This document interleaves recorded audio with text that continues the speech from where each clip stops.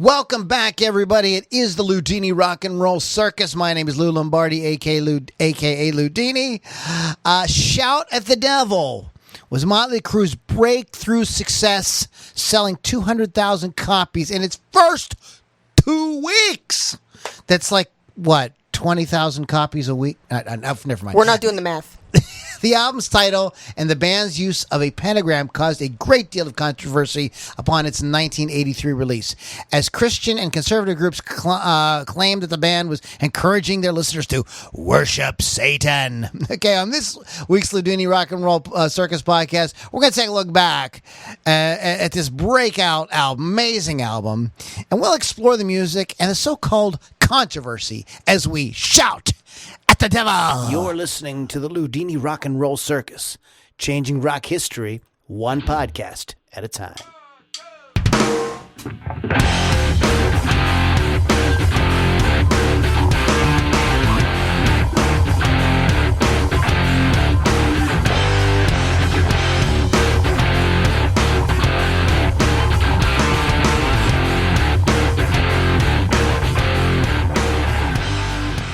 All right, everybody, welcome back to the Loudini Rock and Roll Circus. My name is Lou Lombardi, and we're not going to make that loud. And we have a great show for you guys today. We're going to be talking about this the breakout album, Shout at the Devil, here in a minute. First, take care of a little housekeeping. First of all, shout out to Rock Rage Radio. Please go to rockrageradio.com, download the app, and you can listen to great guitar-driven rock and great shows like this one all the time. John and Gigi do a great job with that radio station. They're truly committed to great music. So check those guys out at rockrageradio.com. If you like what we do, please go to LouLombardiRocks.com. There's more stuff there, more content, free downloads, all kind of goodies. So check that out at LouLombardiRocks.com. We usually hang out afterwards, after the podcast there as well. And, get into some of the topics and, whatnot that we can't really... Things. Yeah. It goes from PG to more like R. Triple X. Yeah, NC-17 maybe. Yeah. Does it really go to Triple X? It doesn't go to... Depending on how much I've drank and what I want to talk about. Okay, well, there you are. So now all the more reason to go to LouLombardiRocks.com. And, of course, we have to thank... we got to talk about Chris Thunderwolf Dodson at wolfscustoms.online. See, there's no reason anymore to turn on your Zoom camera or your cell phone camera and do your online performance with a boring looking guitar. People are scrolling past social media all the time, and if they see something that looks cool, they're gonna say, "Oh, what's this?" Okay, so this is why you need to contact Chris Thunderwolf Dodson at wolfscustoms.online and get a custom finish done on your guitar, your bass, your ukulele, your swinette, your accordion, whatever it is that you like to play. Go ahead and get a hold of these guys. They do a great job. A wide variety of different customizations they can do. So check that out at wolfscustoms.online. We've got Lily V6 in the house. What's new, Lily? What's new is I survived the weekend with my sister's bachelorette party. Barely. I barely survived. We're not going to divulge all the details. If you saw it on Facebook, it was on there a lot. So, party time. Limo. There was a limo and a house. Wow. A limo and a house. Let's just put it this way. The limo was like a dance club. That's how big it was. The dance club limos.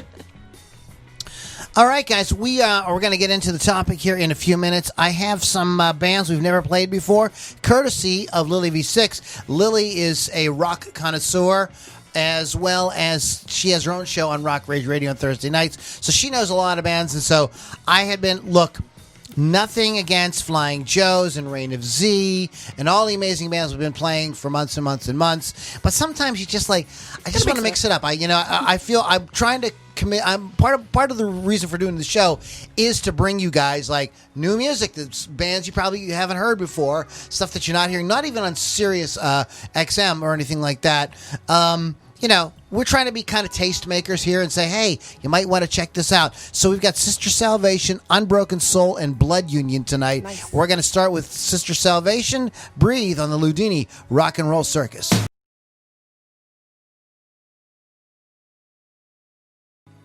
Sister Salvation, guys. The track is called Breathe. And let's go ahead and give you the info there where you can find these guys on the internet. SisterSalvationBand.com. Go check them out. And the songs we're playing tonight, with the exception of one we're going to play at the end, are all available on Spotify, so you can always find these guys on Spotify. I highly encourage you to don't believe what Taylor Swift says about Spotify and all these other people. Spotify is awesome. It's a great way to discover music. Start getting on there, start setting up playlists. You hear a band like Sister Salvation, like it, and over time Spotify will start to feed you more and more great music. So check it out when you get a chance. I have no affiliation with Spotify. It's just a platform that I've really grown to love in the past couple of years. Motley Crüe, this band, these crazy maniacs. My boys. So before we get into the whole thing here about Shout at the Devil, let's get a little bit of a sort of a Reader's Digest version of band bio. You are not to recite the entire Dirt movie. Damn it. We don't have time for that. Anyway, if you didn't see The Dirt, go see it. It's on Netflix.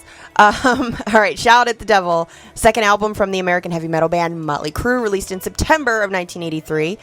This is actually the one that I believe people consider the breakthrough album for the band. It made them one of heavy metal's top-selling acts of the 80s. I'm sorry, which album is it for them? Second. It is their second album. Yes. Okay. Like you said earlier, over 200,000 copies in the first 2 weeks. So the name of the album was originally entitled Shout with the Devil. I don't know if you knew that. That was in the book I read. But the story goes Nicky saw some weird paranormal stuff going on in his house during the recording of the album, and he decided to change the name to Shout at the Devil just to kind of cast it away a little bit.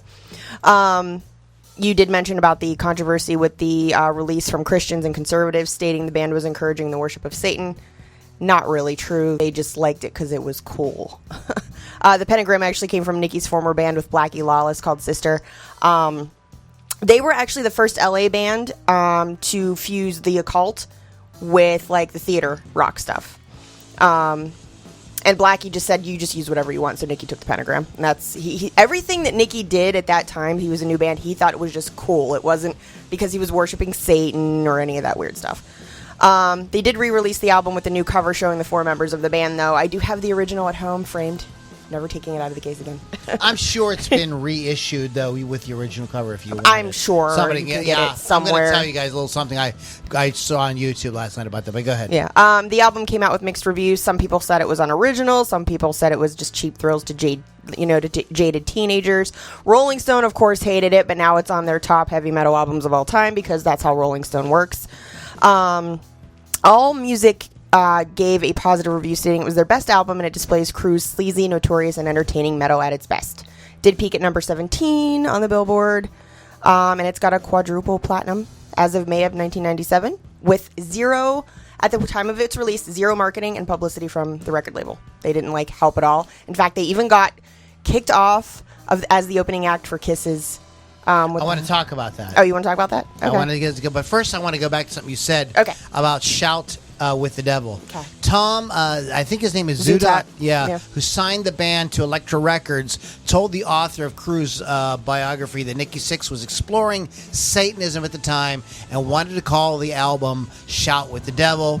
Zutat claims he saw a knife and fork rise off the table and stick to the ceiling. He writes, I looked at Nikki Sixx and I freaked out. There's no more Shout with the Devil. If you keep shouting with the devil, you're gonna get killed. I truly believe that Nikki had unknowingly tapped into something evil, something more dangerous than he could control. It was on the verge of seriously hurting him. Nikki must have realized the same thing because he decided on his own to change the album title to Shout at the Devil. I don't know if that's a true story, if that's something that Tom Zudat, dreamed up. They put in the book to make it more juicy. Well, but I wanted to share that because I found that on iHeart.com thing, and I thought, oh, this is kind of fun. Actually, he was dating Lita Ford at the time, and she says she also saw that sort of stuff happen in his house. Who was, Tom or Nikki Sixx? Nikki. Nikki was dating Lita Ford. Yeah.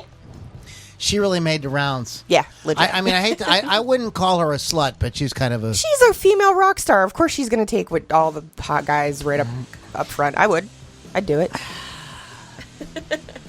I'm sorry. I'm just having fun with it. Don't take me seriously.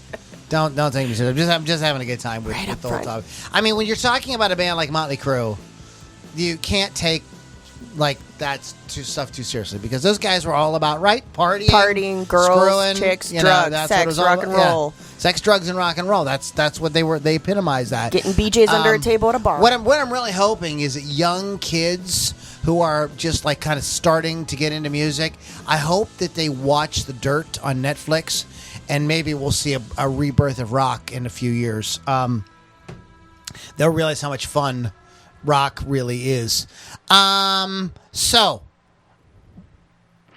what do we want to get into? Do we want to go track by track? How do we want to handle this? We always do the track by track. Did you want to talk about the Kiss tour at all? Yeah. Oh, yeah. Let's get into the Kiss thing, too. That's the next thing I want to talk about because Gene Simmons kicked them off. Now, I know that they were touring a bit, and I believe they played the US Festival before the album was actually released. Possibly. But they were playing the songs live before. Yeah. And so they were kind of getting their bass warmed up for this album that was coming out. Although I think, of course, this is the album that really kind of broke them. So, but Gene said he wanted them off the tour because of quote unquote bad behavior. Now you watch a movie like The Dirt and you go, okay, wait a minute, though. But here's what I think. Here's what I think. When I listen, because I re-listened to the album again today for the first time in a long time, and I hear on a lot of it, Kiss Part 2. I hear those early Kiss records kind of like better production, more energy, but I hear the same kind of vibe. So any one of those songs in there could almost kind of be a Kiss song in a way, just like if Kiss had came out in the early 80s instead of in the early 70s. Right. It obviously is better produced, more aggressive, and they actually have a way better drummer. Do you think maybe Gene was a little right? And they wore the makeup and everything, so I do feel that he was concerned. Threatened. Kiss was 12, 13 years old at this point, and I think they were like they saw it as competition, and I would imagine at that time. In that era of Kiss. I mean, that was the era of Kiss was that the era with Vinnie Vincent and those guys? I believe so. It's the Creatures tour. Yeah. So yeah, that makes sense. So this wasn't even the classic lineup of Kiss with the makeup. Kiss had taken the makeup off and everything, and Motley Crue's out there kind of doing that. And I could totally see Gene, especially after reading his book, going, No, we're not. We're not playing this game. We're not, homie, don't play that. You guys get the hell out of here. We're not going to be upstage. You doing our shtick. By a bunch of kids. Yeah, your kids doing our shtick that we did, and we don't do any. So that was my interpretation of that it wasn't so much about bad behavior as much as threatened. Yeah, they felt threatened. They were probably upstaging them. And like I said, way better guitar player too. Well, yeah, way better. No, it's not even a competition. I would put. It's just as a solid, in-your-face rock and roll drummer. I mean, and I think even the Hawk would agree with me. We've had this discussion. That Tommy has that kind of feel. He's got the right feel and groove for that kind of music. I mean, you wouldn't put Tommy Lee in Dream Theater, or you wouldn't put him in Iron Maiden or something like that. But for this type of thing, he freaking nails in that your face stuff. rock and roll, just party like time. I mean, one of the things I really love about this album, Shout at the Devil, is Tommy's drumming. I think it really just drives the record. So let's talk about. In the beginning. That's the first song. That's the first song. So let's talk about this because I went back and there's a couple of odd tracks on here. Yeah. This one and God's... God one, yeah. About God's... Children. God's children. Yes. The children God of the bless beast. the children. God bless the children of the beast. And that I had forgotten about. So in the beginning, the first song on the album, great opener, spoken word with ominous music, and sort of sounds like the beginning of a movie with someone talking about the legend that we're about to see on the screen, sort of thing. They've used this approach later on as well on Saints of Los Angeles. Worked a little better here. Sort of explains how evil has overcome good, and it's now time to be strong and shout out the devil. The song is credited to Alistair Fiend, who is a character that Nikki Sixx created. Looks just like Nikki. If you've seen it, it's the cartoon Nikki on all the shirts. So, But was this not performed by the producer yes, or the sound spoken engineer? word. Yeah. Yeah, that is definitely not Nikki. What this reminded me of is the "Oh woe to you, earth and sea." Yeah. For the beast rises with whatever that Iron Maiden thing Yes. is. That reminded me of the exact same thing. And when you hear that the beginning of the album start with this, it really puts it. It dates the record. I'm sorry, but it does. Well, It yeah. dates the record, but in a really fun way, and it takes you back to, because there was a very metal thing to do, was to do this kind of like sort of pretentious, ooh, we're Gearing evil, you up for the- and we're gonna scare you, and oh, you know what I mean. Also, there is a disclaimer on the back of the album. Do you have anything about that? I do not have. Okay, well, I'll look that up during one of the breaks. But this was before the PMRC, which we talked about. Was it last week? Yes, one of the songs is on here. And this was one of the albums that kind of like got all their skirts in an uproar.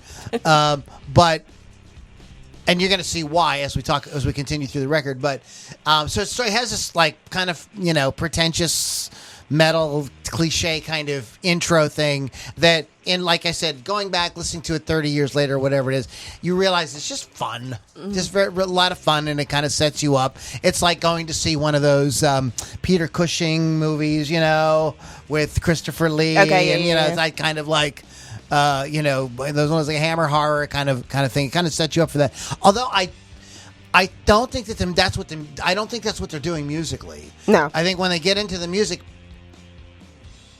it's more Kiss than Iron Maiden or whatever. But that's okay. So now I want to talk about these next two songs. But you go ahead. I'm going to let Lily kind of introduce them, and we're going to get into them. "Shout at the Devil" is the next song on the album. It's the title song. The song is not praising the devil, as some think. Everyone in the band has struggled with some sort of addiction or some sort of an issue. In the song, it's naming parts of everyday life where the band sees the devil's presence. He is a tempter. And like the worst part in people's lives, like the bad part, obviously. And the chorus of the song is actually meant to say, "Shake it off and move along." There are lines in this song that reference the band Aerosmith, like the one line, "My head's spinning round and round, but in the seasons of wither we'll stand and deliver." Round and Round is an Aerosmith song. Seasons of Wither is an Aerosmith song. No, Round and Round is a Rat song. It was actually an Aerosmith song first. I'm kidding. I'm just being a jerk. But they paid a little homage to Aerosmith because they did like them at the time that they came out with an album. I can hear an Aerosmith kind of groove in that song. I love the song. I think it's heavy as all get out, and people have also mistaken it for being political. It could be, and I think that the devil, "Shout at the Devil," could be like anything. I think that could be. I think it's a great sort of like metaphoric thing as well. It could be like drugs. It could just be about society feeling held back, or this was the Reagan era.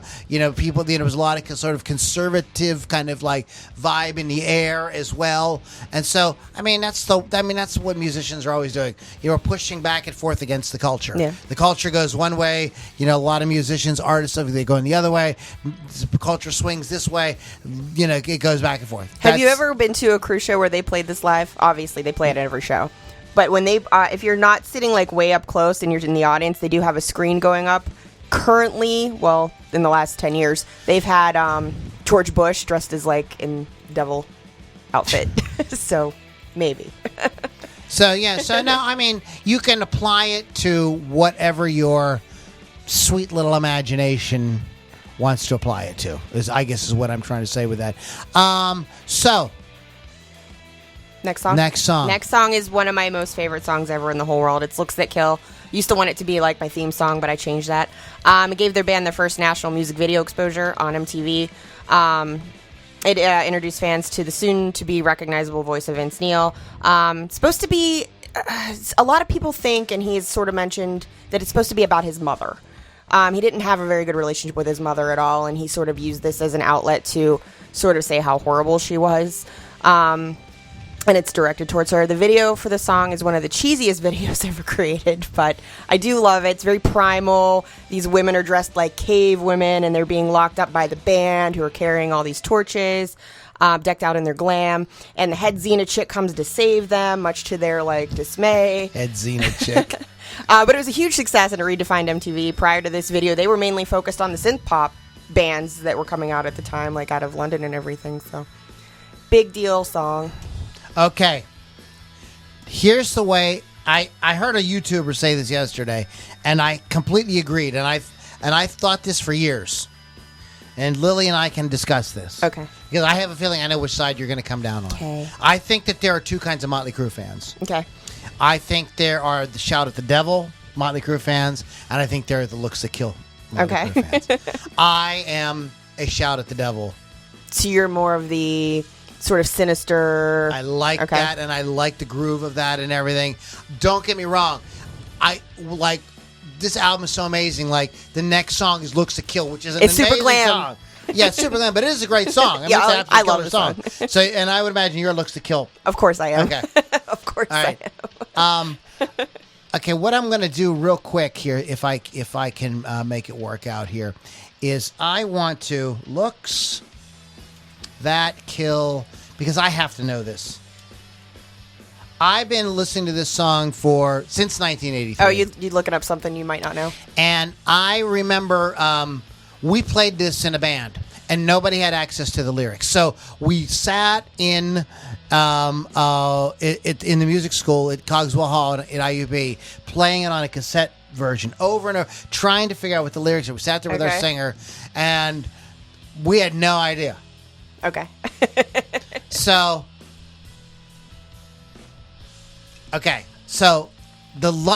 where we had the problem was this. Now she's bulletproof. Mm-hmm. She keeps her motor clean.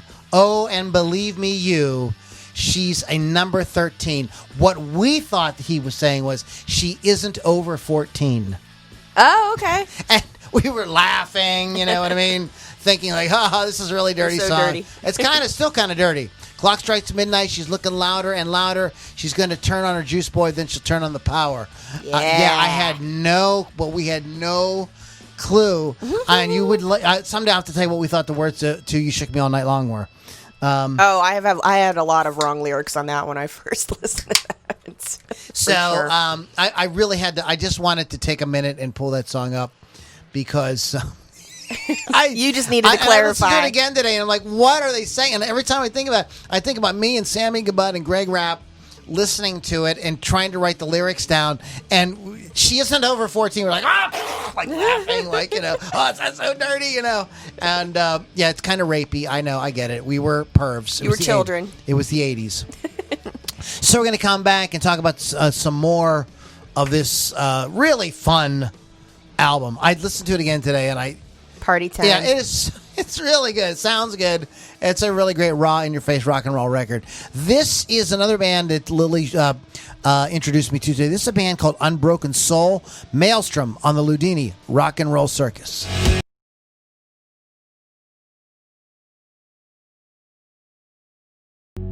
All right, everybody, that is Unbroken Soul, Maelstrom on the Loudini Rock and Roll Circus, and I'm going to tell you how you guys can get yourself a little bit of Unbroken Soul. You want to go to, this is one of those URLs and stuff, discogs.com/artist Unbroken Soul. Check them out. Just do a Google search. You can Google them. Yeah. You know what I always do when I'm trying to find somebody's website, like a band's, I'll put in Unbroken Soul band, and usually you can find it. So anyways, we are talking about this band you may have heard of from the 80s, Motley Crue. I mean, I don't know. I know they're really obscure. Most of you guys have never heard of them. So that's what we're getting into. Shout out to Wolf's Customs, though. Go to wolfscustoms.online. Get yourself a custom paint job on that guitar. I mean, if you want to get up there and solo out like Mick Mars, you got to have something going on. So check him out. Talk to Chris Thunderwolf Dodson.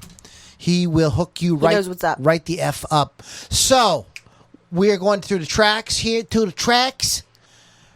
Roy's down by the tracks. What's that? So we talked about in the beginning, Shout at the Devil and Looks That Kill. And we cleared up some lyrical discrepancies. Okay. So what do you got next, Lily? Next is the notorious song Bastard. written as an ode to their manager at the time, who stabbed them in the back, and of course made the Filthy 15, like we talked about last week. It's due to its violent lyrics about taking their aggression out on an enemy and explaining in graphic detail how to kill the person by stabbing them repeatedly. So that one is the one that made the Filthy 15. There isn't much else to talk about on the song. Well, what people don't understand. In 1983, let's see, I was 16. I'm just 16. Well, I was actually going on 17. I was almost 2. Yeah, because I graduated in 85, so I was probably 15, 16. When a band put out an album and the chorus was "Bastard," you could, like that. I mean, that was the greatest. I mean, it was cool. You could yell out a dirty word. At the time, "bastard" was considered a dirty word. They didn't say it on TV. It's that's what got them the sticker, though. That song got that pretty little. We did not look that up, so we're going to look that up. Motley Crue put their own warning on the back of the record as a way to really warn people, but to kind of like entice Drag you people. to like this is really naughty. I don't know if you want to watch it. There's a warning or cover. We'll have to look up the back album cover and read it to people. So what's After Bastard? After Bastard is that song we were discussing, God Bless the Children of the Beast. This is all instrumental. It has no lyrics to it. The music was actually written by Mick Mars, one of the few songs that Nikki Sixx didn't write. Beautiful piece, I think, but it's stuck in between 2 violent songs when you hear the next song.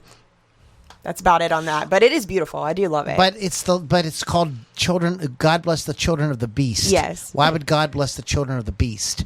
That doesn't make no sense. I always thought that was like a I think they were just trying to oxymoron. I don't know. You don't know because God loves everybody. That's why. Okay, now listen. What's the next song? The next song is Helter Skelter. Obviously a cover of the Beatles song created in 1968.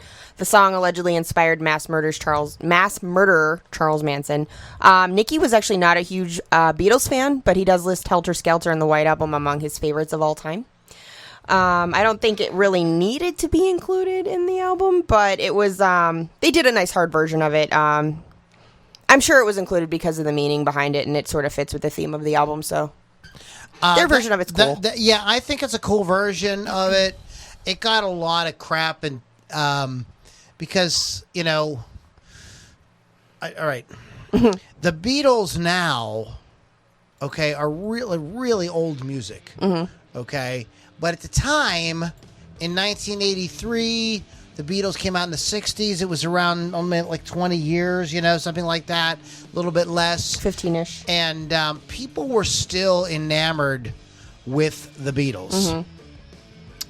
So, and the Helter Skelter is kind of like, some people kind of consider it like the first hard rock song, or the first, maybe even the first heavy metal song. Right. In a way. I could see it falling in a way. I mean, even the Beatles version is pretty driving rock. And there's a lot of like screamy type vocals and things like that. So I think that they are kind of making a link back to that. Also, again, with the theme of the album, and also, what had happened with the Manson murders. So I think that they were kind of keeping it on the sinister. So I think that because of their image, the sort of vibe of the album, and the fact that they did this, I think some people felt that they may have been, what's the word that I want? Like, not capitalizing, but maybe exploiting the whole Sharon Tate, the LaBianca situation. And I think that it left kind of a bad taste in some people's mouths. Here's what I love about that era, though. If you don't like it, screw you. Don't buy my record.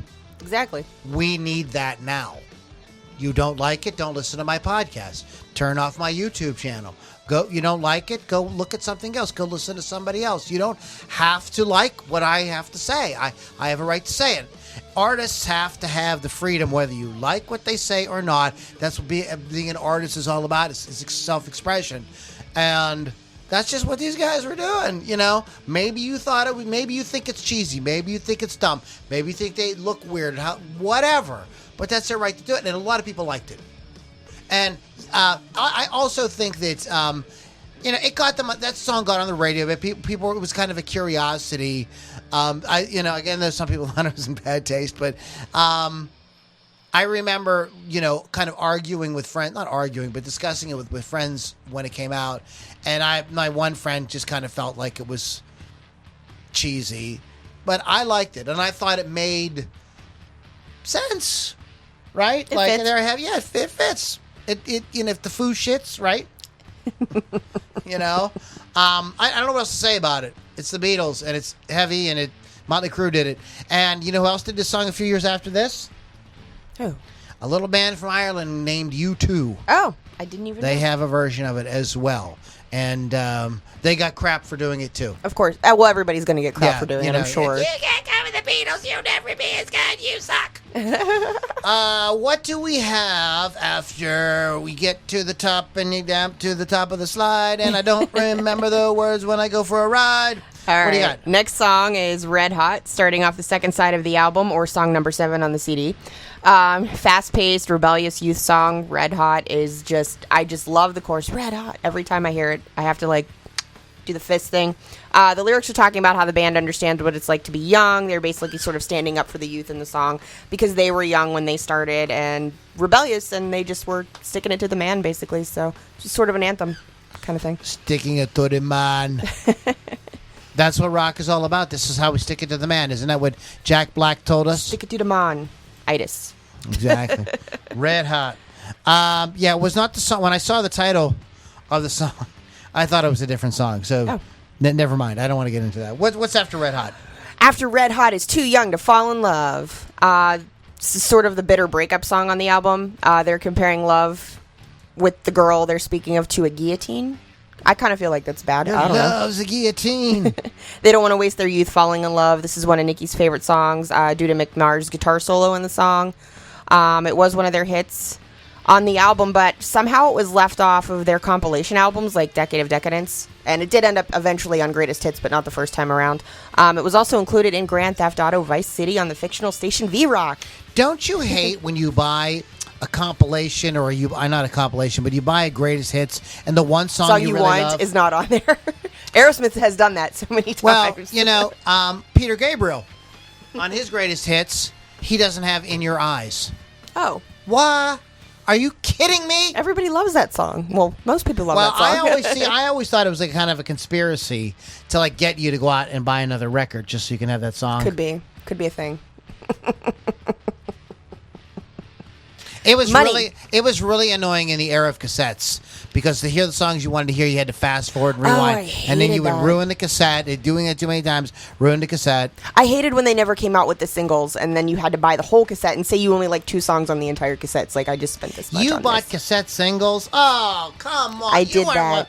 Oh, you were a little girl. I was a little kid. That's right. I was like 10. I bought what I could afford. Damn it. I remember when those things came out, I was working at National Record Mart, and I was like, this is garbage. It was a total way. It was like a way to get people for just it was just obviously a way to get people. I had a newspaper delivery job. Okay. That's how I bought things I could afford. Oh, good for you. Good for you. You learned the value of $1. I sure did. See? And she listened to Motley Crue. She turned out all right. I'm a pretty good chick. It's a... Your love's the guillotine. This is one of those songs that gets some people up in an uproar. This the myth of the evil woman or whatever. And women can't be evil like men can be. We all have the light and the dark. We're all the yin and the yang, right? I'm always nice to everybody. What's the meme you post once in a while, and then you say, when I'm feeling nice, I bake cookies and shit? What does that mean? Oh. And you're not the only woman that posts that. Oh no, I love that. That's my favorite one. Several girls that post that. It's right here. Let me just pull it up. I'm a lady, but when I'm mad, I'm an evil, sadistic, demon-spawned bitch from hell that'll make you wish you were never born. When I'm happy, I bake muffins and shit. That's just the truth. That is everybody, though. That's men too. It's men and women. Everybody. We all have a light and dark side. But when a woman, I think that what the song is talking about, especially again, this is. I keep drawing the parallel to Kiss because it's the same. It's aimed at the same market. It's aimed at those teenage boys that don't know what to do with their feelings. They are lusting after these girls. They don't know how to handle it, and they have all kind of like crazy ideas, like she's out. She must be out to get me because I can't stop having fantasies about her or whatever. And Lily's laughing and smiling because that is, what does your shirt say? This is radio, remember? It's Motley Crüe. It's the Too Fast for Love shirt. Yeah. Which we're going to get into in a minute.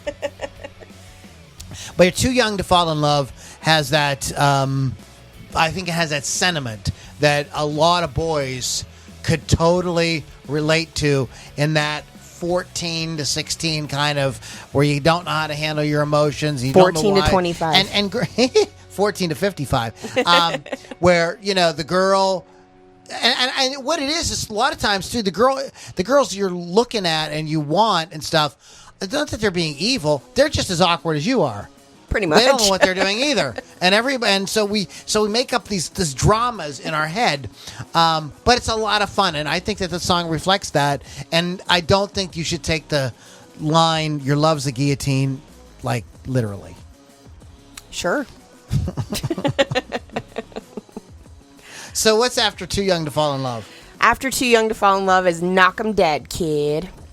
The song was famously inspired by the violent evening between Nikki Sixx and a group of Hell's Angels, or so we thought. He wound up in a fight with the biker group, hit them in the face with the chain he was wearing as a belt, which he often wore on all of his occasions. The Hell's Angels were actually undercover cops. And Nikki was badly beaten after that and jailed. But after being released, he wrote the song. Inspired by an event, because he likes to start trouble. Read The Dirt. Seriously, there's way more stories than they showed in the movie. The Dirt could have been a Netflix. It could have been a miniseries for sure to hit every single thing they talked about in the book. Netflix, are you listening? Do it. Let's do it. Let's do it. I think you could do.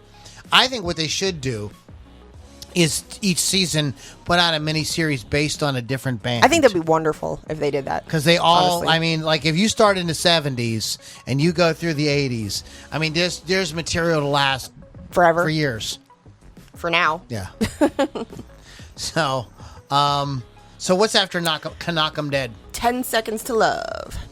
This is the beautiful I love know song. what they're talking about. Wink, wink, nudge, nudge. Say no more, say no more. It's the beautiful love song that's about making history in the elevator, or AKA doing the dirty before the doors open. Seeing how quickly they can get it done. There's a rumor that if you listen, you can hear some sexual noises from the band having sex with the groupies during the recording. I can't hear it, but some people say they Lily can. has really listened. I really have listened because I like to listen for those noises. Apparently, it's squishing noises. Squishing? You know, great. You know what I mean. Yeah. Squishing noise. 10 Seconds of Love. Yeah, let's just do it as quick as we can and go. Most love songs like that are about how long they can last. This is about how quick they can go. Yeah.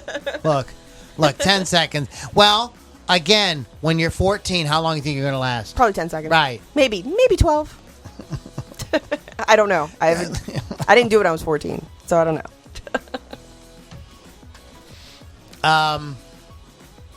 I remember, again, I'm going to give you guys a little bit of background. Those of you that maybe are new to me, don't know me, I grew up in a evangelical Christian family, and I went to Christian high school. And this record was beyond no. I mean, just like, and we would have there were different preachers that went around at this time to tell us the evils of rock music. And I knew all about the song, but I had never heard it because I had heard several different preachers talk about how this song and how like terrible it was and how evil it was and how degrading it was and how it just takes the beautiful act of love and makes it, just And what you said, it was an elevator, right? Yeah, that's the rumor. Trying to till the elevator before the elevator doors open. And somehow how these preachers knew that, I have no idea because it's exactly. Wink, wink, nudge, nudge. Say no more, say no more. So I had this whole thing built up in my mind, and when I finally heard the song, I was like, "That song kicks ass." It sure does. It sure does. So the album opens with in the beginning, Shout at the Devil and Looks to Kill. Shout at the Devil, Looks to Kill, just like, geez, like, that's a double whammy right there. Like, that's a 1-2 punch. If they never did any other songs, it'd be great. But they go on to Bastard's a very cool song, too. Really great hook, great chorus. God Bless the Children of the Beast is their sort of, this is kind of like an interlude. I would say, like a break. Yeah, it's like intermission, let's stop, go to the bathroom or whatever, And then Helter Skelter comes back, and then Red Hot, Too Young to Fall in Love, Knock 'em Dead, 10 Seconds. And there's one more song, is there not? There is one more song. It's the final song on the album called Danger. One of the more, I think this is super underrated for a song. It's not super fast paced, it's not in your face, but it's still hard. It's that hard. It's still hard. It sums up their sort of wild, dangerous lifestyle after they all got together and formed their own little gang band. They were in the scene. They were doing what they wanted to do, living their dreams, and they finally got to what they wanted, and they're not looking back. It's pretty much the lyrics right there. So kind of a great ending to the album, I think. Super underrated because I don't think anybody really loves the song. When I went back and revisited the album, I had forgotten about, like, In the Beginning and that God Bless the Children of the Beast. Yeah. But I pretty much remember the rest of them. I think that the record, for the most part, is pretty solid. Like, there's some killer tracks, and even the ones that aren't, like, killer are still, like, good rock and roll songs. They stuck with the theme. Just good, ram it down your throat, shove up your ass, rock and roll. Beth Peternell. Did I say your name right this time? Thank you so much for hanging out in the inner circle. LouLombardiRocks.com is where you guys want to go to get some more information and hang out with us afterwards. So, and we got any rock ragers? We've got send some shout outs. Jagged Line. They said, "What's up, Lily?" Chris Thunderwolf's on there watching. Bill Damiano's on there watching. And that's who I have on there. Who said anything, because I can't see who's actually watching. Beth, I got the leggings at Victoria's Secret. And did you want to do the day in 1983 in history? We're going to do that in a second. Breck Jimison, what's up? He says, what's up? And I say, what's up, Breck? What's up? Yo, yo, yo. Yo, yo, yo, yo, yo. Loudini say what's up. But anyway, so I like to put these records in time. So let's talk a little bit about 1983. I was almost 2 the time the album came out. I was getting my driver's license. So let's talk a little bit about this year, 1983. So if you put this in cost of living in 1983. Average cost of a new house was $82,000. So we're starting to get up there a little bit. A gallon of gas was $1.25. Oof. A Dodge Ram 50. Well, a Ram 50? What's a 50? I don't know what that is. Some truck. That's crap. You remember the Volkswagen Rabbit? You're too young. I remember it. No, they reissued it. The Volkswagen Rabbit, $6,994. Ford Mustang was only $6,500. Oh my gosh. I know. Gosh. Men's leather shoes were $39.99. Now they're like $239.99. Not if you go to like Gabe's. Hurricane Alicia hits, killed 21 folks. United States invades Grenada. The NASA STS-7 mission. Strategic Defense Initiative by our boy Ronnie Reagan, former actor and governor of California. Fraggle Rock. I love Fraggle Rock. I love Fraggle Rock. The show was one of HBO's first original programs and was created and produced by Jim Henson, the Muppet Sesame Street guy. I have it all on DVD. Boy. Do you guys remember the ties with the squared off bottom, cut off on the bottom? People were wearing those. Those were about $8. Christmas that year was on a Sunday. Halloween was on a Monday.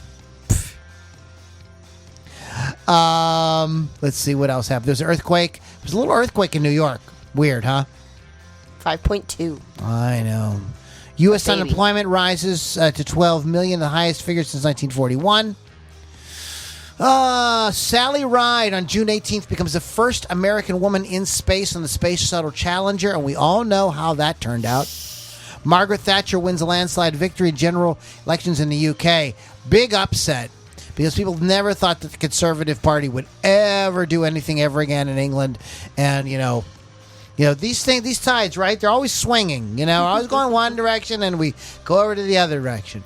Popular films at that time: Return of the Jedi, yes! Oh, yes, I love that movie. Tootsie. I love that movie. Trading Places, War Games, Superman 3, Flashdance. Filmed in Pittsburgh.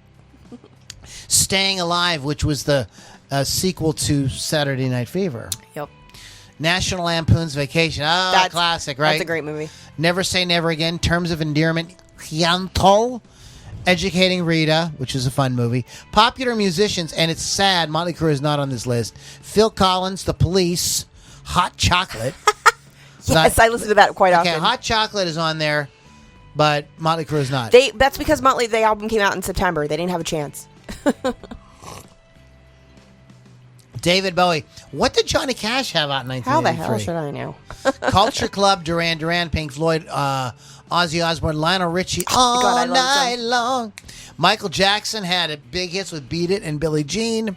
The Moody Blues had a comeback with the songs. I don't remember what they were called out, but they had 2 hits in the early 80s. Bob Marley and the Wailers had a hit as well. Microsoft Word is first released.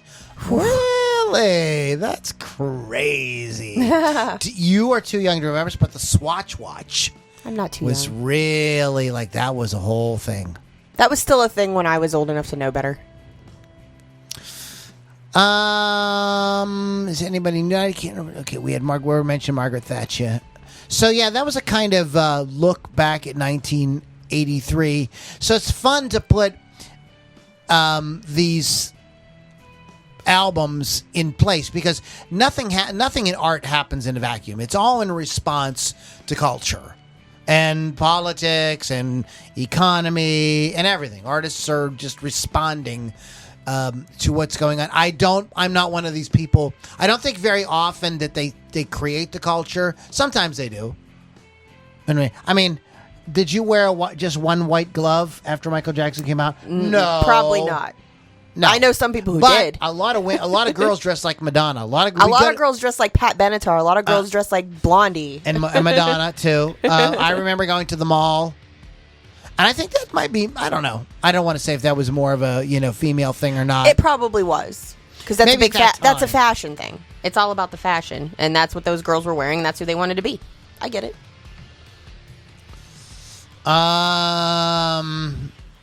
Anyway, so that was that's a little bit of a look back there in 1983.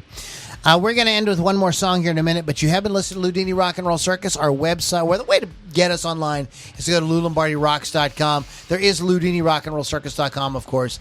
LoudiniRocks.com, that is where you want to go to. You can get everything there. You find out all kinds of cool stuff that we have going on, free downloads and whatnot. Next week, we will have the trio back. Keith the Hawk Hawkins will be back. He is celebrating his anniversary with his lovely wife Samantha, and we congratulations to them. We love them very much and wish them all the best. Thank you once again to Wolf's Customs, wolfscustoms.online. Go get that custom thing done on your guitar like now. Don't even play around with it. And Rock Rage Radio. Speaking of Rock Rage Radio, Lily, I have a show on there on Thursdays, Hot Licks with Lily Six at 6 p.m. What's it called again? Hot Licks with Lily Six. 6 p.m. Eastern. Just download the free app or go to rockrageradio.com. All right, guys. You've been listening to Loudini Rock and Roll Circus. We had some great music as well tonight. In addition to talking about Motley Crue, we started the show with Sister Salvation, played a little Unbroken Soul, and this is a band called Blood Union. You can check them out at bloodunion.bandcamp.com. You guys have a great week. We are going to close out for today.